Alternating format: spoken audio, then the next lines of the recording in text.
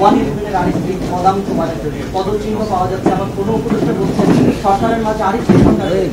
এই বার্তাগুলো কিংবা এই বক্তব্যগুলো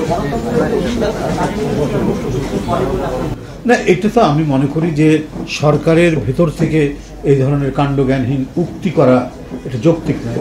এটা তো আমরা কি বলবো ফ্যাসিবাদী আমলেই শুনেছি।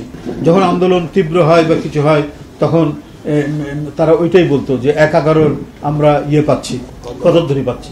শেখ হাসিনা বলেছে, ওবায়দুল কাদের বলেছে। তো আজকে অন্তর্বর্তীকালীন সরকারের ভিতরে যারা আছেন তারা এই কথা বলার অর্থ, তারা কি জনদৃষ্টিকে ডাইভার্ট করতে চান? তাদের মূল দায়িত্ব হচ্ছে জনগণের যে গণতন্ত্রের প্রতি আস্থা এবং এই দেশে যে সত্যিকারের একটা চিরায়ত গণতন্ত্র, প্রকৃত গণতন্ত্র, বহুদলীয় গণতন্ত্র এবং এই বহুদলীয় গণতন্ত্রের যে মূল চেতনাগুলি এটা প্রতিষ্ঠা করার যে ক্ষেত্র, সেটা তো অন্তর্বর্তীকালীন সরকার সেটা সেই ক্ষেত্রটা তৈরি করে একটা অবাধ সুষ্ঠু নির্বাচন অনুষ্ঠিত করবে।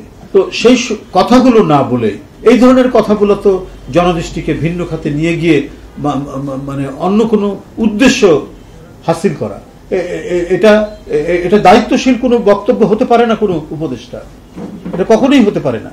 এটা কোনো হীন উদ্দেশ্য নিয়ে এই সমস্ত কথাগুলো বলা হচ্ছে। তো সুতরাং আমি বলবো যে অন্তর্বর্তীকালীন সরকারের ভেতর থেকে কেউ এই ধরনের মন্তব্য কথা যেটা মানুষের চিন্তা চেতনার বিরুদ্ধে যায়, যেটা মানুষের গণতান্ত্রিক আকাঙ্ক্ষার বিরুদ্ধে যায় এবং একটা উস্কানিমূলক কোনো কিছু থাকে যার ভিতরে, এই ধরনের কথা বললে এটা বড় ধরনের খেসারত দিতে হয় জাতিকে, বড় ধরনের একটা সমস্যা তৈরি হয় সাধারণ মানুষের মধ্যে এবং মানুষের ভিতরে বড় ধরনের একটা বিভ্রান্তি তৈরি হয়। এটা এই সমস্ত বক্তব্য একেবারে বালকসুলভ বক্তব্য, শিশুসুলভ বক্তব্য, ইনফ্যান্টাইল ম্যাডনেস বলে আমি মনে করি।